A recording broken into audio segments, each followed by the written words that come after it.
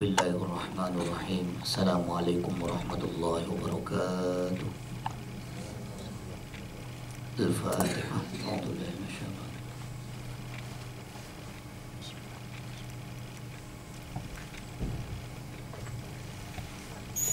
Iyyaka na'budu wa iyyaka nasta'in. Ihdinas siratal mustaqim. Shiratal ladzina an'amta 'alaihim.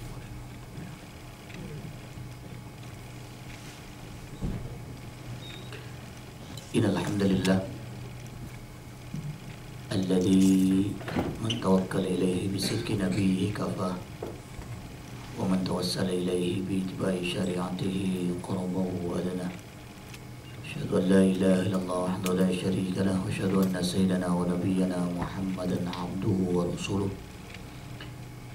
Ballaghar risalata wa adal amanah wa nasara ummah wa jahada fi sabili haqqi jihadi. Qala Allah Ta'ala Ya ayyuhalladzina amanu kutiba alaikumus siyamu kama kutiba alal ladzina min qablikum la'allakum tattaqun. Nama ba'd. Tuan-tuan, puan-puan, muslimin, muslimat, jamaah yang dirahmati Allah, alhamdulillah pada tengah hari ini kita dapat dipertemukan sekali lagi di atas taufik dan hidayah Allah Subhanahu wa taala untuk kita melapangkan sedikit masa di sela-sela kesibukan kerja yang kita lakukan rutin harian kita untuk dapat menghadirkan diri kita di rumah Allah ini, di tempat ini, di auditorium ini, bagi menambahkan sedikit ilmu dan kepahaman kita, terutamanya perkara yang berkaitan dengan Islam yang kita yakini akan kebenaran di dalam kehidupan kita, yang mudah-mudahan kehadiran kita pada pertemuan kali ini akan mendapatkan keberkatan ilmu untuk menambahkan kepahaman di dalam Islam, terutamanya perkara yang berkaitan dengan nilai-nilai ajaran Islam, puasa Ramadan yang kita lakukan insyaAllah. Salawat dan salamnya tidak lupa kita sampaikan kepada junjungan penghulu alam baginda Rasul Muhammad sallallahu alaihi wasallam yang telah menunjukkan jalan kebenaran kepada kita minal zulumati ilan nur. Tuan-tuan dan puan-puan, tajuk perbincangan kita pada pertemuan kali ini, puasa Ramadan, takwa antara adat dan ibadat. Pada pertemuan sebelum Ramadan, Al memberitahu pada tuan-tuan dan puan-puan, mungkin kita masih berkait dengan apa yang kita bincang pada pertemuan kali ini. Ada di antara kita, umat Islam kita yang dalam melaksanakan ibadah ni, ibadah yang menang pada adatnya, bukan menang pada syariatnya. Mari kita bincang sama-sama mana faktanya, mana buktinya. Tuan-tuan dan puan-puan, apabila kita berbicara tentang puasa, bermakna kita akan berbicara tentang takwa. Akan tetapi, Anda pernah sebut takwa dalam puasa bukan takwa yang serta-merta. Biasa imbas balik, mungkin ada yang ramai yang tak datang masa sebelum Ramadan. Takwa dalam puasa adalah takwa yang bersyarat, yang ianya datang bukan otomatik. Puasa terus dapat takwa, puasa terus diberi takwa oleh Allah. Tidak. Dalam bahasa yang lebih mudah kita faham, orang berpuasa dijanjikan Allah untuk menjadi orang yang bertakwa. Orang puasa Allah janji untuk memberi takwa kepada orang-orang yang berpuasa. Tetapi Allah tidak memberikan kepastian adakah orang yang berpuasa dapat takwanya Allah. Jangan pula ditanya kalau macam itu Allah janji tak betul. Tidak. Karena takwa yang dijanjikan Allah itu adalah takwa yang bersyarat. Anda pernah sebut pada pertemuan yang sebelumnya, ya, syarat nak meraih takwa Allah dalam puasa ada 3. Yang pertama, badan kena sehat. Yang kedua, iman kena kuat. Yang ketiga, ilmu pengetahuan kena cukup. Ini 3 benda ini modal untuk meraih takwa. Baik, Itu pertemuan sebelumnya, just nak imbas sedikit saja. 3 modal nak meraih takwa dalam puasa. Baik, sekarang bagaimana takwa yang diajarkan Allah dalam puasa? Takwa dalam puasa, takwa yang bagaimana yang Allah ajarkan kepada kita? Baik, takwa dalam puasa. Kalau puasa itu adalah madrasah, kalau puasa itu adalah university, kalau puasa itu adalah cas bateri atau apa-apalah kiasan yang tuan-puan pakai, maka pengajaran takwa dalam puasa ada 4. 4 pengajaran takwa dalam puasa. Mari kita bincang satu persatu, mudah-mudahan ada gambaran yang jelas dalam hal ini. Apa pengajarannya? Yang pertama, pengajaran takwa dalam puasa adalah pengajaran akidah.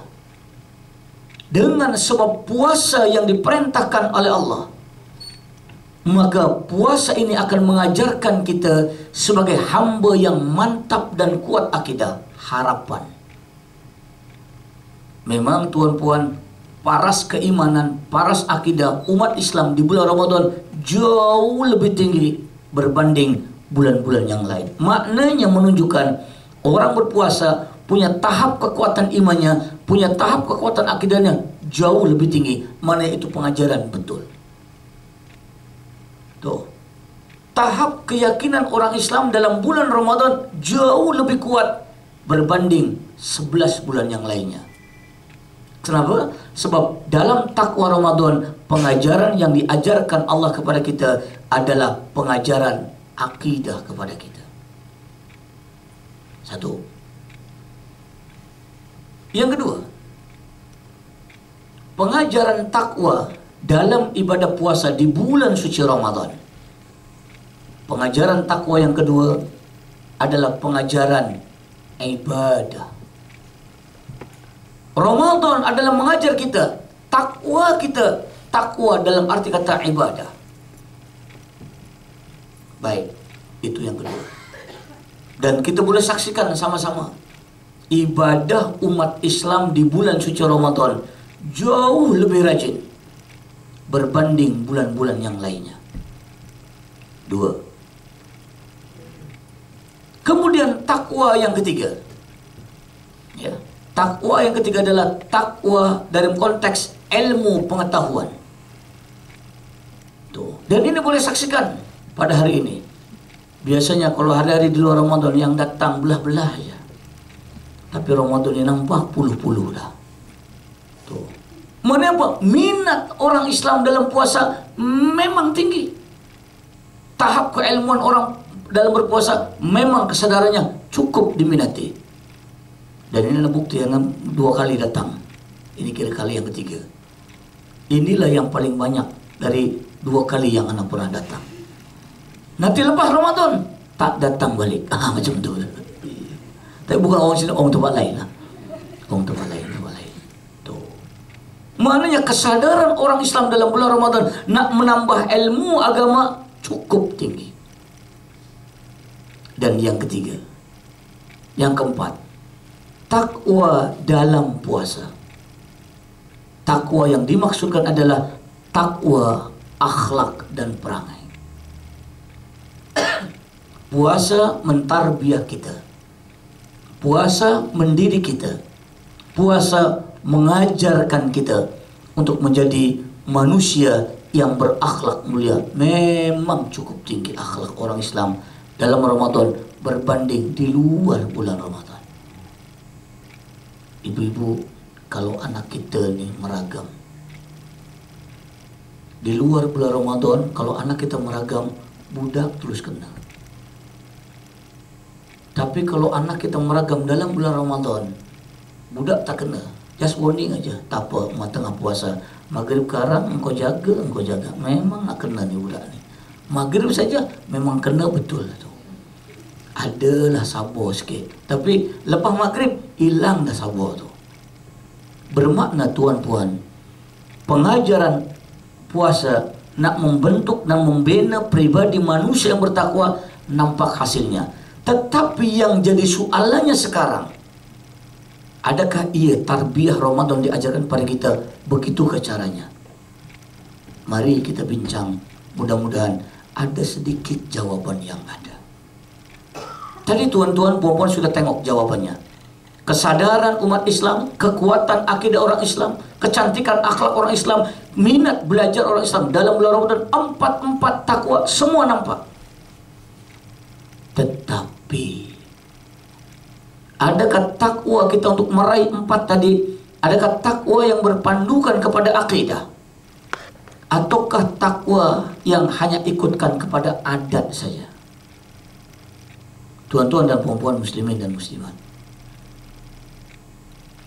apabila kita berbicara tentang Ramadan, tajuk kita siang ini takwa dalam puasa, takwa dalam Ramadan, antara adat dan ibadat.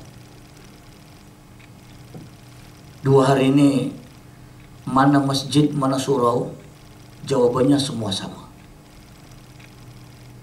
Tuh, jawaban semua sama. Muka-muka yang tak datang, datang. Muka-muka yang tak pernah nampak, nampak. Kipas angin kat masjid, kat surau, semua terkejut. Terkejut tu kipas semua dah. Nanti itu kipas akan terkejut kali kedua pada tanggal 1 Syawal. Coba tengok. Ini memberi gambaran pada kita. Tuan puan maaf, kita rajin ibadah di bulan suci Ramadan. Betul. Betul, kita rajin ibadah di bulan suci Ramadan.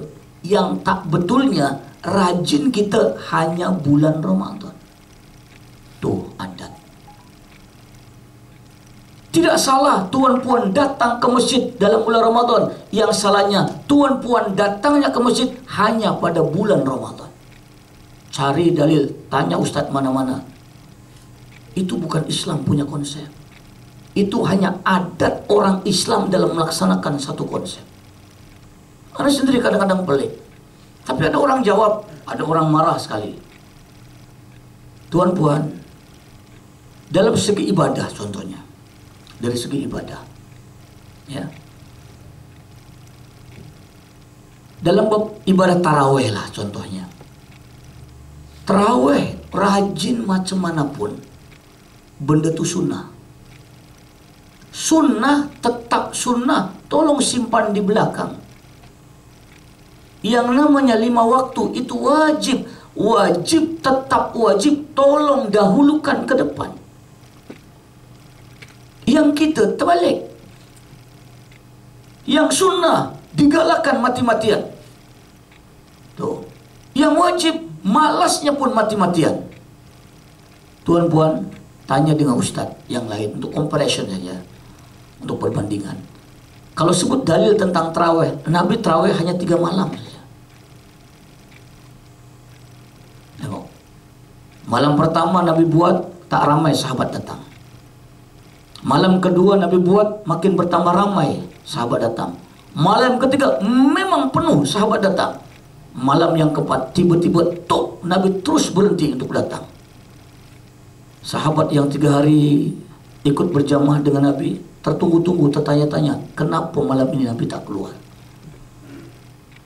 Akhirnya ada sahabat yang memberanikan diri mengetuk pintu rumah Nabi, dan Nabi bagi tahu, ya, inni la akhsyakum law fa'altu kulla lailin min layali Ramadan ayyuftaradu alaikum qiyama Ramadan.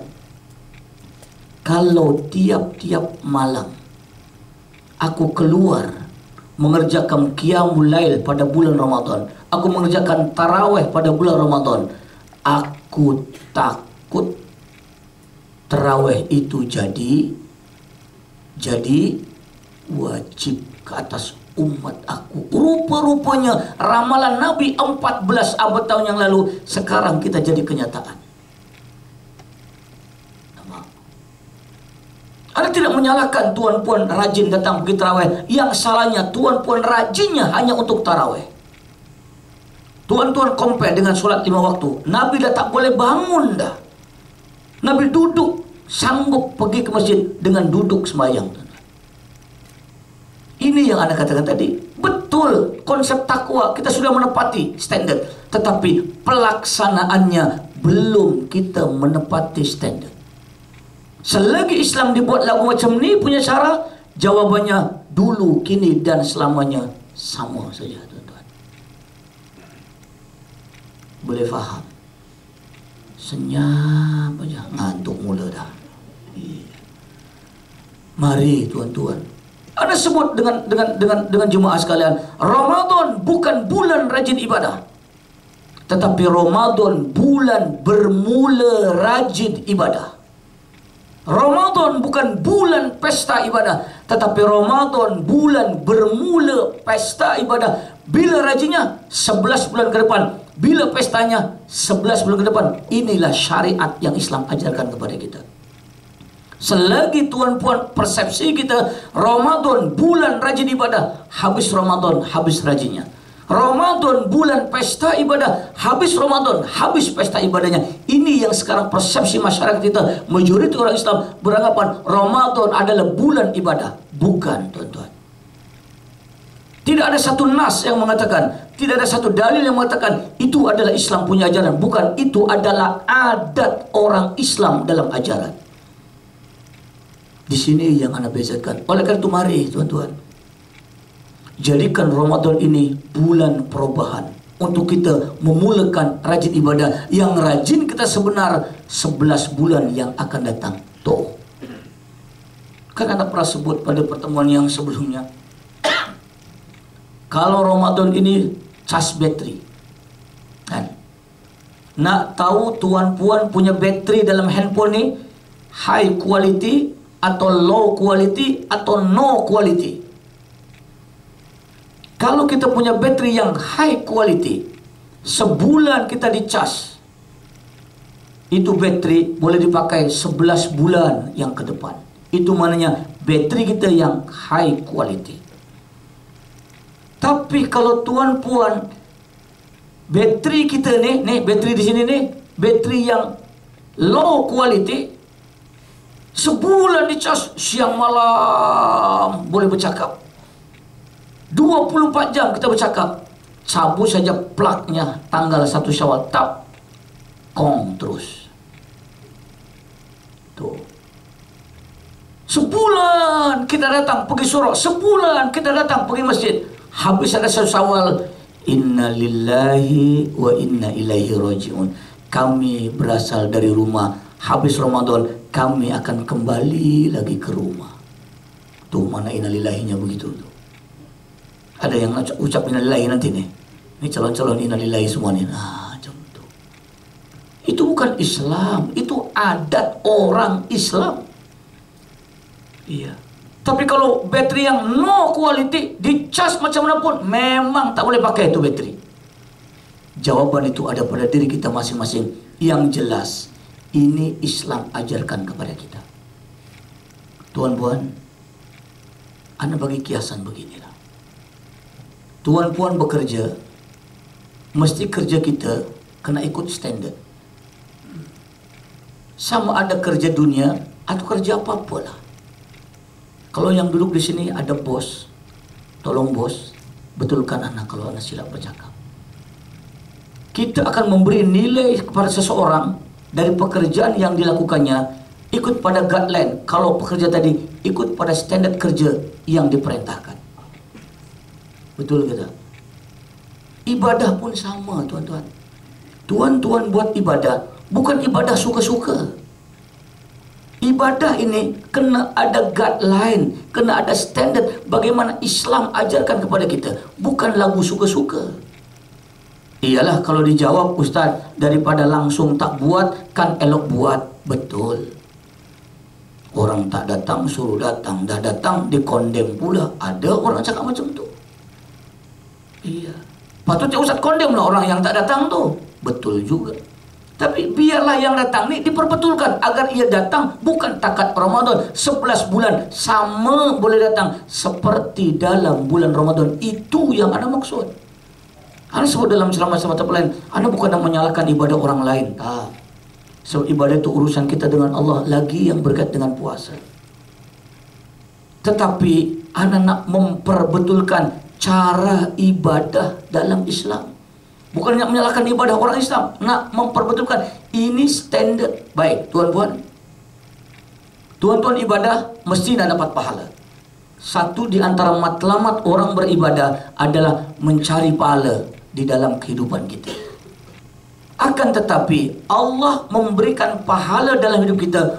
Ukuran Allah bagi pahala pada kita ni, ukurannya ada berapa? Ada 9. Tuan-puan tolong diingat, catat. Kita dapat pahala ni ukurannya yang mana? Baik, ada tulis. Standard pahala Allah bagi pada kita 9 ukuran pahala dalam Islam. Ya. Baik, tuan-puan nak beramal, puasa ke, solat ke, sedekah ke, apalah tuan-tuan dapat buat dalam kehidupan kita. Satu di antara matlamat orang beramal ibadah adalah nak dapat pahala. Tetapi pahala yang Allah akan bagi pada tuan-puan mesti kena ikut standard. Jangan dalam berpuasa, hadis sebut, kam min shaimin laisa lahul jazaa min siyami illal ju'i wal 'atsh. Ramai orang yang berpuasa yang tak dapat apa-apa. Perut lapar, dahaga, malam hanya jaga malam saja. Sebabnya apa?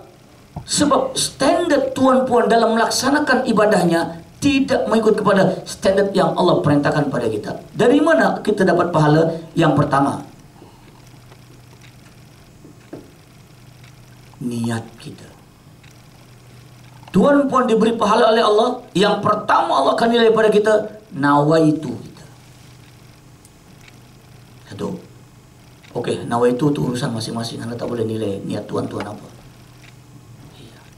Okey, niat betul. Yang kedua, tolong tuan-puan ingat, catat kalau perlu, seumur hidup bawa ni benda ni. So tuan-tuan hidup mesti nak beramal ibadah, mesti nak melakukan amalan dan ibadah. Amalan diterima oleh Allah, ibadah diterima oleh Allah, dan Allah balas amal ibadah kita dengan pahala. Ukurannya nih. Yang kedua,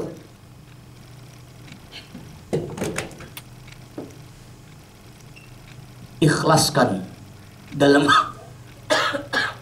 dalam mengerjakannya. Niat betul, tapi kalau hati tak ikhlas, tak betul. Contoh niat dengan ikhlas. Niat nak tolong orang, betul, tapi dalam pada tolong tu, ya, tak nampak.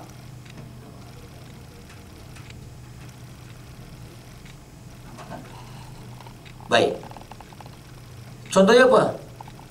Ukuran pahala ni 9. Yang pertama, niat. Niat betul, niat, tetapi ikhlas. Contohnya apa?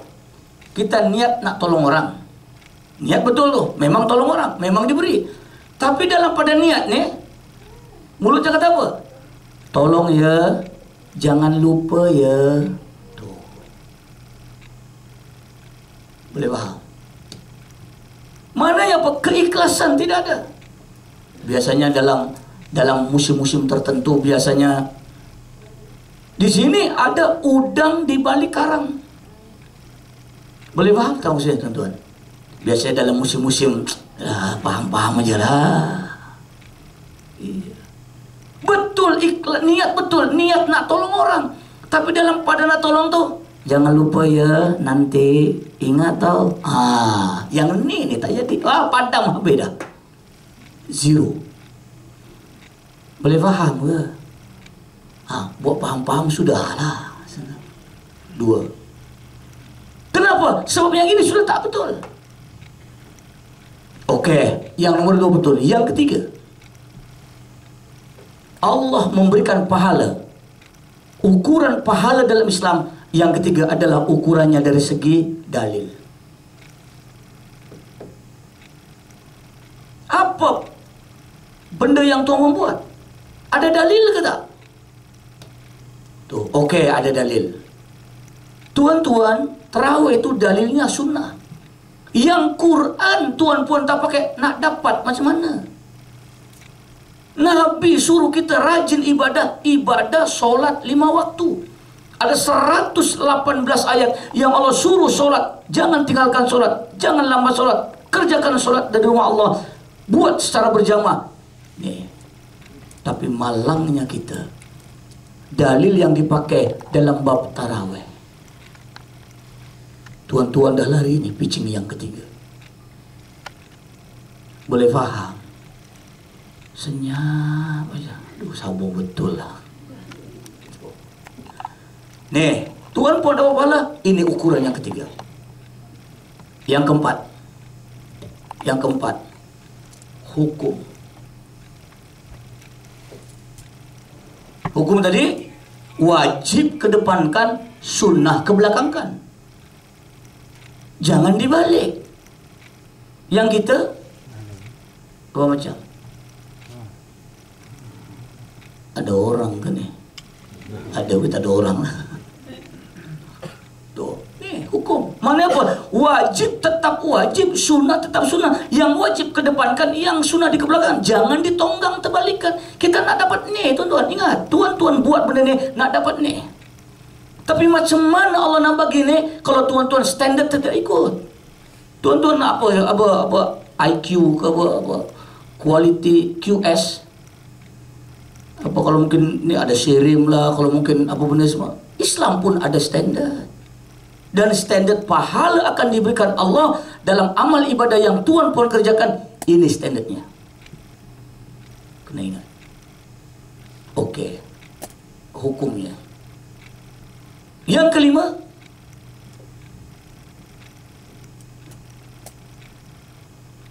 tata cara. Ya, atau tata caranya atau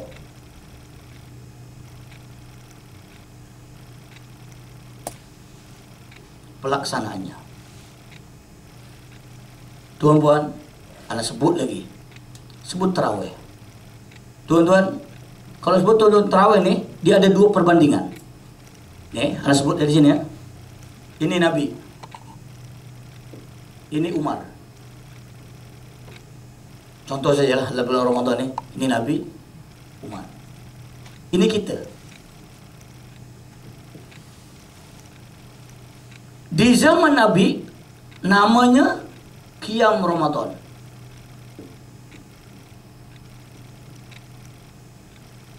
Di zaman Umar, namanya Tarawih. Ini buat perbandingan ya. Yang kedua, di zaman Nabi waktunya agak malam. Di zaman Umar, ya, di zaman Umar waktunya awal malam. Maknanya Nabi ni lepas sembahyang Isya, Nabi balik dulu ke rumah.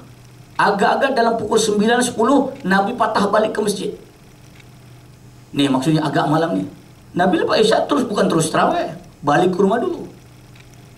Yang ketiga, rakaatnya 8.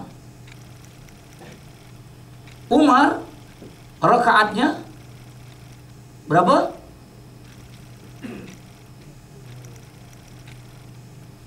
Yang keempat, bacaannya ya panjang-panjang.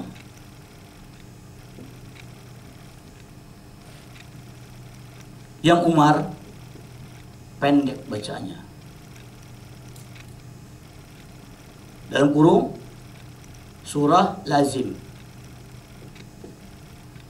Coba tuan-tuan. Nih, tadi nih tata caranya. Hukum dah lari, dalil dah lari, dua okey.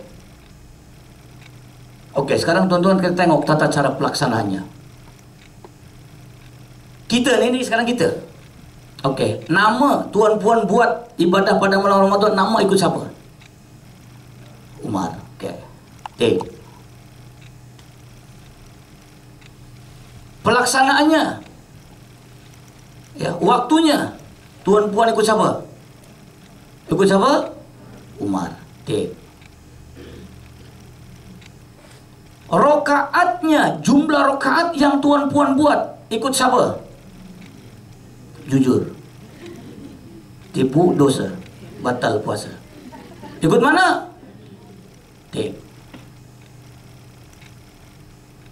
Bacaan yang dibacanya, Nabi kalau dibaca Al-Waqi'ah, Al-Maidah, An-Nisa, tuan-tuan bacaan yang dibaca, imam yang pimpin, tuan-tuan ikut mana? Tuan-tuan lari ke sini. Fail. Paham kata paham? Ya, macam mana tuan pun, Anda tidak menyalahkan, tak salah. Tetapi orang Jerman kata mbo iyo o. Jerman tuh, tuan-tuan. Tuh. Sini. Itu sini. Tuan-tuan nak buat kerja mesti kena ikut standar. Dalam Islam pun ibadah mesti kena ikut. Kalau tuan-tuan nak dapat ni, ini bukan anak tuan-tuan, bukan anak bagi standar tuan-tuan, tidak. Ibadah itu urusan kita dengan Allah. Tak ada siapa orang boleh menilai, karena pun belum tentu juga tuan-tuan. Tetapi inilah ilmu yang Islam ajarkan. Kalau tuan-puan nak beramal ibadah, nak dapat pahala dalam pandangan Allah, tuan-puan wajib ikut 9 langkah. Dan ini 9 langkah yang anak ajar malam ini. Tolong tuan-tuan ingat sampai ke mati. Apa benda yang tuan-puan buat, mesti standar amalan yang inilah anda sebut. Tuh, itu pasal kata tadi, mari robahlah, tukarlah cara puasa tuan-puan. Jangan macam cara puasa dulu. Kita puasa adat, kita puasa syariat. Baik, itu yang kelima. Yang keenam, tuan-puan nak dapat pahala dari amal ibadah tuan-puan. Standardnya yang keenam adalah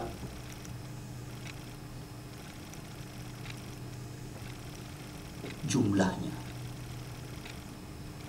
Tuh, jumlahnya. Balik pada cerita tadi. So ini sunnah. Sunnah, prinsip dalam sunnah, kathirul amal khairun min qalilih. Banyak amalannya, banyak rakaatnya lebih baik daripada sedikitnya. Tetapi daripada tak buat langsung, yang sedikit pun jadi. 20 rakaat lebih baik daripada 11 rakaat. 11 rakaat lebih baik daripada 8 rakaat. 8 rakaat lebih baik daripada 4 rakaat. 4 rakaat lebih baik daripada 2 rakaat. 2 rakaat pun lebih baik daripada langsung tak buat. Anda bukan komplain, bukan kondem dengan tuan-tuan buat 8 rakaat, tetapi sebab kita tak standard. Tuh, pasal tuan-tuan dah cantik lah ni. Cantik. Tuh, sudah. Tuh. Kalau tuan-tuan buatnya ni, buat ni semua. Buat semua. Cantik, silakan. Dua-dua ada alternatif. Zaman Nabi ini caranya, zaman Umar ini cara, kita di tengah-tengah. Tuh. Itu pasal anda buat satu perbandingan untuk tuan-tuan memahami ini konsep apa yang tuan-tuan nak cari dalam amal ibadah. Ini yang tuan-tuan cari, adakah ikut pada kita? Nih, jumlahnya. Sedekah 100 ringgit lebih baik daripada 50 ringgit. 50 ringgit lebih baik daripada 10 ringgit. 10 ringgit lebih baik daripada 5 ringgit. 5 ringgit lebih baik daripada seringgit. Seringgit lebih baik daripada langsung tak memberi. Tuh. Tetapi dari segi jumlah ini tidak boleh menambah mengurang kalau kuantiti sudah disebutkan oleh Allah. Contoh, tuan-tuan solat, rajin macam antum yang namanya solat, namanya zuhur. Ini Ramadan ini aku nak sembahyang zuhur 12 rakaat, mengong tuan-tuan macam tu. Ustaz katakan banyak perbuatan lebih baik. Iya, kalau ia bukan benda yang sudah ditentukan oleh Allah jumlah dan kadarnya. Ramadan ini semangat kuat Ustaz. Saya nak sembahyang zuhur 12 rakaat.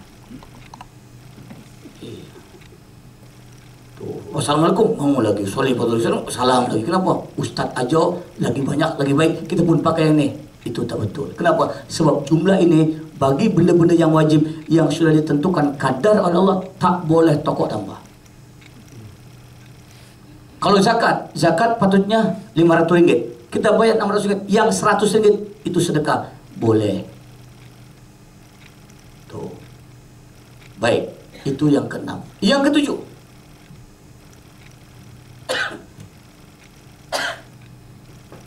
ukuran pahala dalam Islam diberikan oleh Allah. Ukurannya adalah dari segi kepayahannya atau beratnya. Lagi payah, lagi berat, lagi sayang, lagi baik. Contoh, tuan-tuan ada duit 50 ringgit, sedekah 10 ringgit. Tuh. B ada duit 10 ringgit, dia sedekah 5 ringgit. Mana yang lebih baik? Ada duit 50 ringgit, sedekah 10 ringgit. B duitnya hanya tinggal 10 ringgit, dia sedekah 5 ringgit. Mana yang lebih baik? Ke B. Kenapa? Kenapa?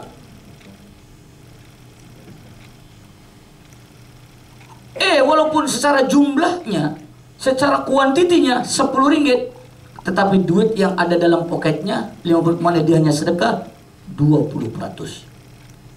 B, walaupun sedekahnya hanya 5 ringgit, tapi duit yang ada dalam poketnya ada 10 ringgit, mana dia sedekah 50%. Allah mengambil kira pahala dari segi yang ini. Tuh gambarannya. Contoh lagi, sholat. Tuan-tuan sholat, ya, dalam keadaan normal, semua oke. Pergi ke masjid, datang ke surau, Allah bagi berjamaah standar 27. Itu semua maklum. Tetapi datangnya tuan-tuan, puan-puan, dengan lutut sakitnya, dengan pinggang sakitnya, dengan bahu sakitnya, dengan kepala peningnya, dengan dada sakitnya, dengan poket money pun tengah sakit, datang juga ke masjid, pergi juga ke surau, Allah bagi pada kita dengan sebab ni 10 lipat kali ganda. Orang biasa sembahyang berjamaah 27, tapi orang yang karena kepayahan dan keberatannya tapi tetap datang, diberi oleh Allah 270. Dari mana pahalanya lebih? Itu pasal lagi banyak masalah. Jangan banyak mengeluh. Takarub diri kita, dekatkan diri kita kepada Allah. Nih, tuan-tuan dapat nih. Boleh faham kah? Baik. Yang ketujuh, ya. Sedekah contohnya. Tuan-tuan, kalau kita sedekah nih sampai menggigil tuh tangan, kenapa kau menggigil tangan? Aku enak lagi nih. Tapi sampai menggigil, lagi bagus. Sedekah saja, kedebuk pengsan, lagi bagus. Kenapa kau sampai pengsan-pengsan? Aku ni nak lagi, tapi tak apalah, kau ambil. Lagi bagus. Berbanding sedekah, kau ambil ialah lain. Kenapa? Wa yu'thiruna ala anfusihim walau kana bihim khasasah. Dan mereka lebih mendahulukan kepentingan orang lain meskipun diri sendiri dalam keadaan kesusahan dan kepayahan dalam menjalani hidup. Tuh sahabat zaman dulu, dia sanggup tak makan, yang penting orang lain boleh makan. Kita umat sekarang itu balik, biar kita makan meskipun orang lain tak makan. Nampak? Ukuran pahala yang ketujuh. Yang ke-8,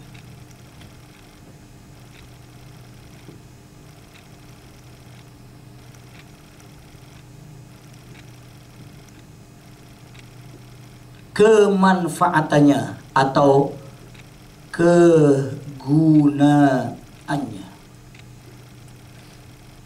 Bukan dikira dari segi jumlahnya, pun tidak dikira dari segi beratnya, tetapi yang dikira oleh Allah adalah manfaat atau tidaknya. Ya. Mana apa contoh? Petani. Dia tak pandai pandu kereta. Ada orang bagi sedekah, mes berambus. Diberi replika kunci kereta mes berambus. Harga 300.000. Itu petani tak pandai memandu. Diberi kunci kereta mes berambus. Memang nak berambus tu mes tu. Tengok buat apa? Buat museum nanti. Orang lain hanya bagi traktor kecil untuk bajak sawah. Harga mungkin hanya 5.000 saja. Mana yang dapat pahala? Yang 200.000 ke yang 5.000? Yang 5.000. Sebab apa? Allah menilai pahala tuan-puan, dapat pahala debab yang ke-8. Kena ingat tuan-tuan. Allah bagi pahala pada kita, manfaat kata manfaat. Ya. Macam sekarang tuan-tuan, sekarang dunia teknologi kan maju. Anda pun nak ambillah andil sikit bahagian. Ya. Tiap-tiap pagi anak antar tazkirah. Tuan-tuan boleh like lah. Tiap-tiap pagi anak antar tazkirah, tuan-tuan boleh bagilah dengan share dengan kawan-kawan yang lain. Tuan-tuan boleh tengok anak punya FB, tiap pagi ada 5-6 bulan lah nak buat tazkirahnya. Tiap-tiap pagi anak ada. Tuan-tuan boleh like ni. Tak, anak share ilmu tuan-tuan. Anak bukan takbur dengan ilmu. Ini nak jumpa, mungkin jarang jumpa. Tapi tuan boleh ambil ilmu tu tiap-tiap pagi, tuan-tuan boleh bagi kepada yang lain. Nih.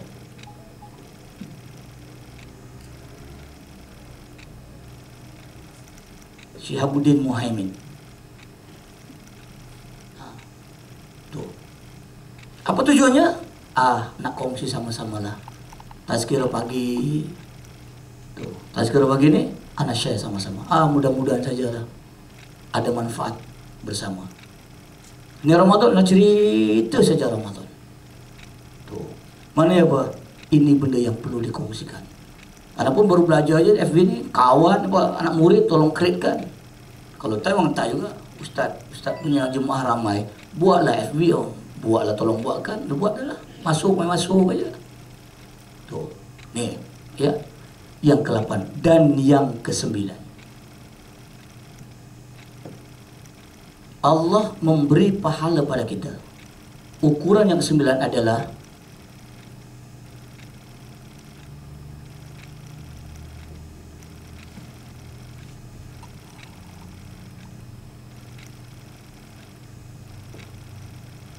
tuh. Ya. Fadilatnya atau kelebihannya atau keutamanya. Contoh dalam Al-Quran dulu.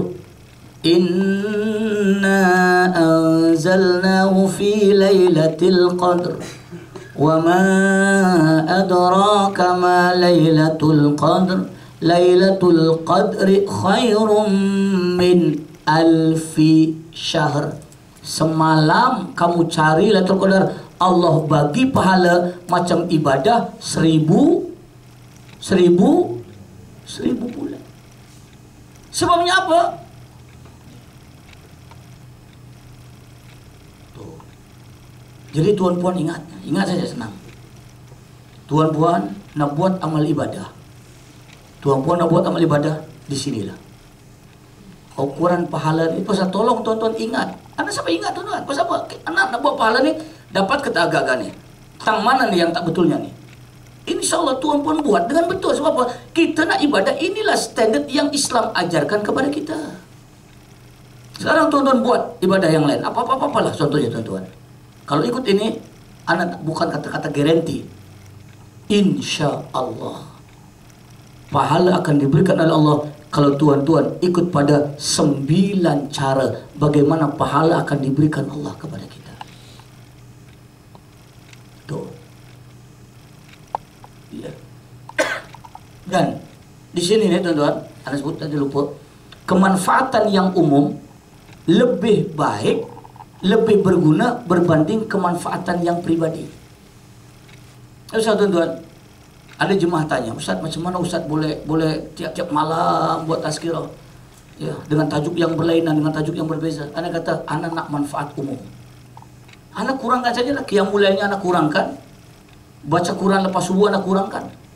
Ana lepas balik tarawih, lepas balik tazkirah, lepas balik ceramah malam tu, ana akan ambil kitab tu mana-mana lah. Okey, besoknya tajuk apa? Kadang-kadang terima pesanan, Ustaz, boleh tu Ustaz, tolong bincangkan tajuk ni.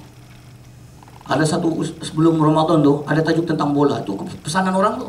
Ustaz, tolong bincang tentang tajuk Hayya 'alal bola. Nak bincang tajuk apa yang berkait dengan bola. Ada tu cek semua tu. Iya. Pasal apa? Ya, kita nak manfaat yang umum. Tuan boleh kongsi. Pasal di belakang sebut ilmu itu milik Allah. Kalau disebarkan, minimal orang baca, orang like balik, minimal tuan pun dapat 10%. Kalau dalam perniagaan ada namanya MLM, dalam amalan adanya MLE, multi level akhirat. Bukan multi level marketing, multi level akhirat. Akhirat ada multi level, tuan-tuan. Betul. Itu gambaran yang ada. Nih. So sekarang tuan-tuan sudah tahu ukurannya. Balik sekarang pada diri kita sendiri. Tuan-tuan dalam beramal ibadah di bulan Ramadan. Apalah amal ibadah, Anda tidak tak sebutkan satu persatu. Inilah standar ISO-nya Allah. Ya. Silakan tuan-tuan, pegang. Sampai ke mati, tak lebih tak kurang 9 benda ni saja. Kita bimbang, kita buat amalan takwa yang tuan puan cari. Takwa hanya menang pada adat, bukan takwa menangnya pada syariat. Itu pasal kenapa kita tak tahan lama dalam Islam. Ya, salah satu saja, ana sebut pada ceramah yang dulu-dulu kan, di satu tempat tu, macam mana kita nak boleh memartabatkan hukum Islam, sedangkan yang basic dalam Islam tak mampu kita kerjakan dengan baik. Tuan-tuan tidak akan mampu, tidak akan mungkin dapat memartabatkan Islam selagi tuan-tuan belum mampu memartabatkan yang basic dalam Islam. Ana senang di sini. Kenapa kita susah sangat nak menerapkan hukum hudud yang walaupun ia hanya di satu negeri? Ana jawaban senang saja. Kalau nak hukum ini terlaksana, penuhkan dulu rumah Allah, insya Allah terlaksana. Maksud Ustaz, tidak akan mungkin hukum Allah akan martabat selagi orang Islam tidak mampu melaksanakan sholat dengan apa yang diajarkan Islam. Beres. Iya. Tuan-tuan, baca sejarah. Bagaimana Sayyidina Umar ya, melakukan ekspansi Islam di berbagai negeri di luar Jazirah Arab. Dari mana Umar bin Khattab menguatkan tentaranya? Di rumah Allah. Bagaimana Khalid Al-Walid sebagai singa padang pasir,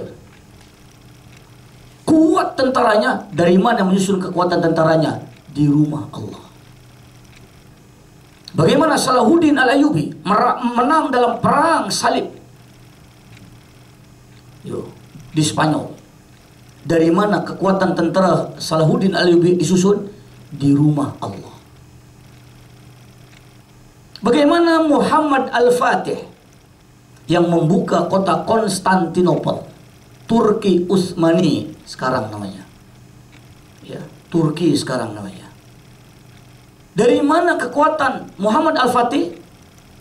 Di rumah Allah. Taliban. Begitu digeruni oleh Soviet, berperang 30 tahun dengan Soviet Union, kalah Soviet, berundur, surrender Soviet. Dan kenapa Amerika mati-matian hancurkan orang-orang Taliban? Dari mana kekuatan orang Taliban? Di rumah Allah. Kenapa Malaysia tidak? Sebab Malaysia hanya bulan Ramadan, minggu yang pertama saja, tuan-tuan. Perasaan kita. Coba, sampai sekarang tuan-tuan. Tanya orang Afghanistan, orang-orang Taliban. Anda memang tabik spring tuan-tuan dengan orang Taliban. Itu sampai Amerika takutnya pada Taliban. Kenapa? Kekuatan mereka bukan kekuatan senjata. Kekuatan mereka ada di rumah Allah. Itu pasal anak kata nanti, mari tuan-tuan. Tuan puan sudah rajin datang dalam bulan Ramadan, melaksanakan ibadah di rumah Allah, betul. Tapi tolong bawa 11 bulan ke depan, itu baru namanya betul. Boleh faham? Lu pikirlah sendiri. Tuh. Nih. Jelas teman-teman, poin semua ada. Cuma terpulang kita lah, hidayah milik Allah. Allahumma inni qad ballaghtu wal hidayat nazalat min Allah. Ya Allah, ana sudah sampaikan seterang-terangnya apa yang Islam ajarkan kepada saudara-saudara ana yang ada di sini. Tetapi hidayah mutlak datangnya hanya dari Engkau, ya Allah. Ana tidak mampu memberi hidayah. Ana hanya memberi jalan agar Allah beri hidayah, dan pahala tuan-tuan diterima oleh Allah. Ini ukuran dalam Islam. Insya Allah kalau ikut, tak payah ada laungan, tak payah ada slogan. Islam dah memang hebat. 750 tahun Islam pernah mencengkam 2/3 bumi Allah. Kalau sekarang Barat Eropa hebat, baru 300 tahun. Masih bersaing Islam 400 tahun, baru bersaing itu Islam. Dan hebat mereka yang mengasaskan dulu adalah Islam. Dari mana kekuatannya? Di rumah Allah dengan ibadah. Tuan-tuan hebat macam mana pun, tuan-tuan di sini tetap tuan-tuan kuli. Belum hebat tuan-tuan, sebab tuan-tuan belum memiliki, tuan-tuan belum menguasai. Orang Islam yang dulu, ia memiliki, ia menguasai, dan mereka merajai. Tuh bezanya teman-teman. Mari, dengan Islam yang kita pegang, Islam akan martabat. Bagaimana orang Taliban walaupun negara bergunung ganang, begitu takut Amerika terhadap mereka. Kenapa? Kekuatan mereka di rumah Allah. Inilah bulan nak menguatkan ibadah. Buat ibadah standar pada syariat, jangan buat ibadah standar pada adat. Cari takwa, takwa yang menang pada syariat. Jangan takwa, takwa yang hanya menang pada adat. Insya Allah akan berpanjangan 11 bulan ke depan. Tuan-tuan akan sama seperti hari ini. Isinya takwa 4. Akidahnya, ibadahnya, ilmunya, akhlaknya. Baik. Sampai pukul berapa? Sampai pukul 3 ke? 1:30. Hanya tinggal 2 menit lagi. Baik, untuk yang baki ini mungkin ada soalan atau ada pertanyaan, dipersilakan. Ada yang ditanyakan. Kalau apa yang tulis ini tuan-tuan tak jelas, boleh ulang balik. Boleh tanya balik. Ada yang ditanyakan. Ada? Akak-akak? Ada soalan ke? Ada pertanyaan ke? Ada kemuskilan ke? Kalau ada yang tak betul, nak bantai balik ustaz ke?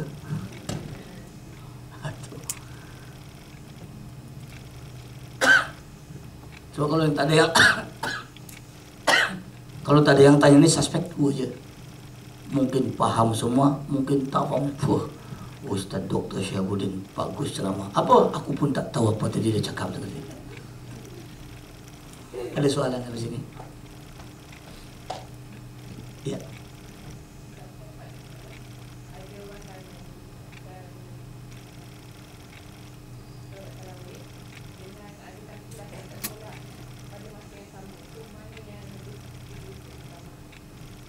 Tarawih dengan adakan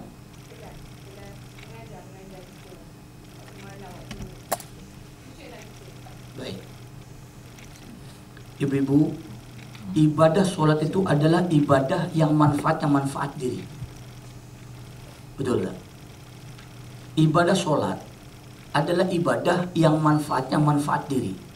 Tarawih itu sunat yang manfaatnya manfaat pada diri. Tuan-tuan, puan-puan mengajar, manfaatnya itu manfaat pada siapa? Anak terus terang puan-puan, anak tarawih tak boleh berjamaah. Pasal apa? Lepas Isya ada di surau ni, lepas tarawih ada surau lain. Anak waktu lepas Isya, anak ceramah setengah jam. Nak pindah tempat lain, katalah dalam perjalanan dalam 15-20 menit, sampai-sampai dah habis dah tarawih. Jadi apa? Terus terang tuan-tuan, 2 hari anak buat tarawih di rumah. Ya. Tuh, anak buat tarawih di rumah. Pasal apa? Anak tak boleh. Tuh. Tapi anak kata, ya Allah, manfaatnya ni manfaat pada umum. Tuh, tengok yang ke-8. Sekarang akak tanya pada diri sendiri, kalau akak sembahyang tarawih, manfaatnya hanya untuk akak sendiri. Tapi kalau akak buat tuition mengajar, manfaatnya kepada anak murid. Jariahnya selagi anak murid paham ilmu yang akak sampaikan, selagi itu pahala ilmu akan tetap akak dapatkan. Macam mana tuan-tuan? Anak dalam sehari sekarang sudah dah buat macam tu. Anak coba, ya Allah mudah-mudahan, kan dalam FB tu doakan istiqomah. Anak istiqomah tuan-tuan. Alhamdulillah dah 4-5 bulan anak tetap istiqomah. Bukan senang tuan-tuan. Nak buka buku pun satu hal. Sampai ada kawan-kawan ustaz, boleh tak kami nak bukukan ustaz punya tazkirah? Kalau sudi, bukukan aja lah. Bukan apa pun. Yang penting ilmu milik Allah. Manfaatkan, share dengan yang lain, kongsikan dengan yang lain. Mudah-mudahan manfaat pada bersama-sama. Tuh tuan-tuan boleh tengok tu. Tiap pagi anak, insyaAllah dalam paling lama pun pukul 8, pukul 9 lah. Kalau musim mengantuk sangat tu memang tak buat itu tuan. Ya. Soalnya kalau nak balik kampung ke, tak ada wifi ke, tahu semua, itu lain cerita lah. Ya. Yang jelas manfaat tadi. So maknanya jawabannya terpulang pada kita mana yang kita nak dahulukan. Sebab nomor 8 dalam isu apa yang akan tanyakan. Baik, ada lagi yang lain. Muslimin, ada soalan. Banyak program Ramadan ni. Tapi nampak ada alim belaka, nampak hebat. Ustaz, kalau tak ada ustaz, soalan banyak. Tak ada ustaz, hilang semua soalan ustaz. Tengok muka ustaz, masalah selesai habis ustaz. Ada lagi? Ya.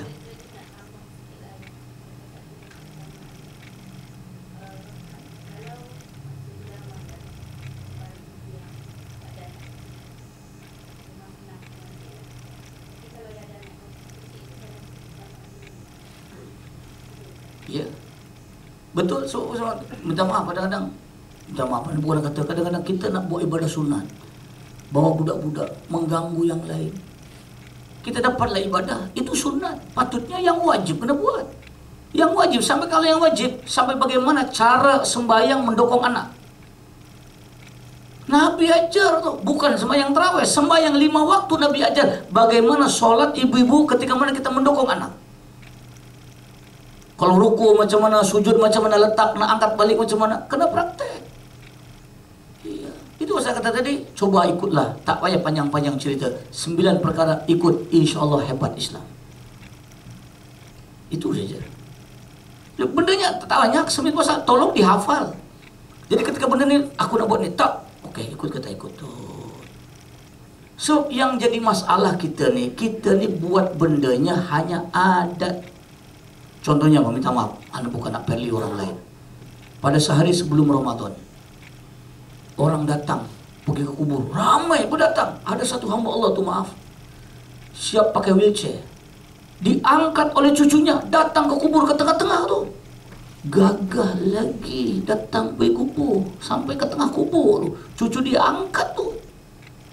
Anda dalam terfikir, ni sembahyang boleh sampai katanya ke surau. Oleh kerana itu, mari puan-puan buat ibadah ikut syariah, jangan buat ibadah ikut adat. Itu gambaran. InsyaAllah kita akan sambung siri kedua nanti, isi takwa dalam puasa. Tadi ini konsep takwa antara adat dan ibadat. InsyaAllah kita akan sambung, ya, isinya takwa dalam ibadah. Takwa itu apa? Apa sih isi takwanya? Apa yang diajarkan dalam takwa puasanya? Terutamanya takwa akhlak.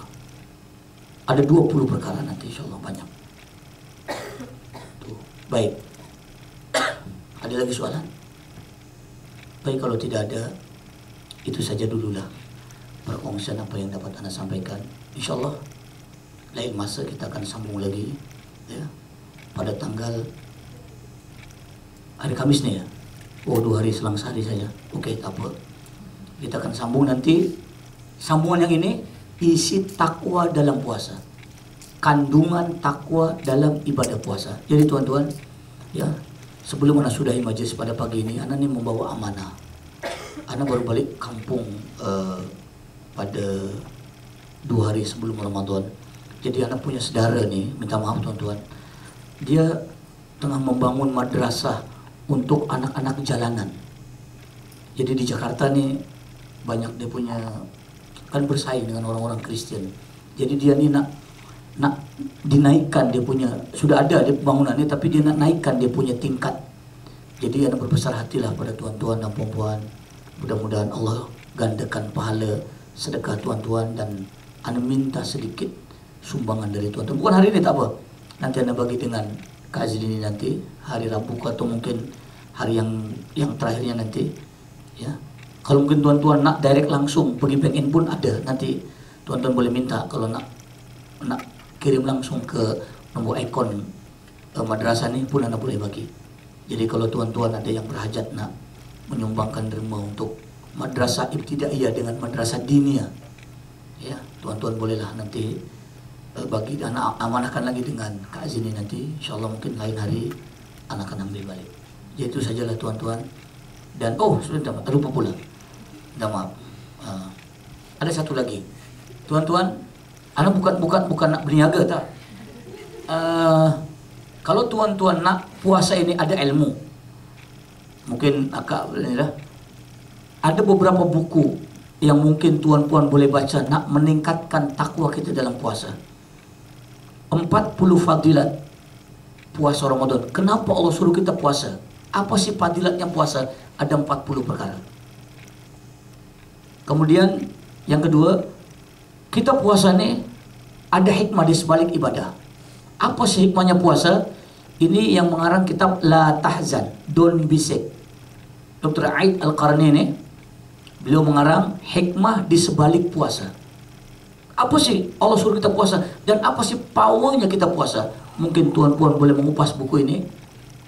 Dan yang terakhir, kadang-kadang kita nak solat ni payah nak khusyuk. Mungkin Ramadan ni bolehlah kita nak belajar bagi supaya kita khusyuk. Ada 99 petua, 99 nasihat bagaimana nak dapat khusyuk dalam solat. Tuh, kita kan payah nak sembahyang ni. Kadang-kadang Allahu Akbar ingat semua. Yang hilang pun jumpa Allah. Bawah tilam aku ingat tadi dah. Masa belum sembahyang tak ingat. Time sembahyang semua ingat.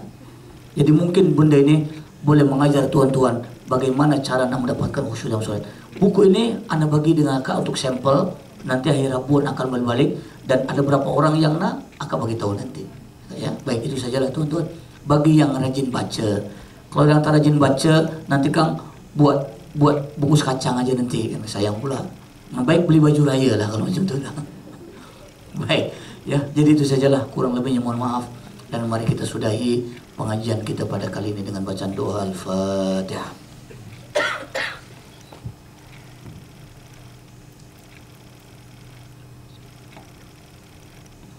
A'udzu billahi minasyaitonir rajim. Bismillahirrahmanirrahim. Alhamdulillahirabbil alamin. Wassalatu wassalamu ala asyrafil anbiya'i wal mursalin wa ala alihi wa sahbihi ajmain. Amin ya rabbal alamin. Hamdan syakirin. Allahumma anfa'na bima 'allamtana wa 'allimna ma yanfa'una. Allahumma nawwir qulubana bi nuri hidayatika kama nawwarta al-ardha bi nuri syamsik. Rabbana atina fid dunya hasanah wa fil akhirati hasanah wa qina adzabannar. Wa sallallahu ala sayyidina Muhammad walhamdulillahi rabbil alamin. Taqabbalallahu minna wa minkum. Assalamualaikum warahmatullahi wabarakatuh.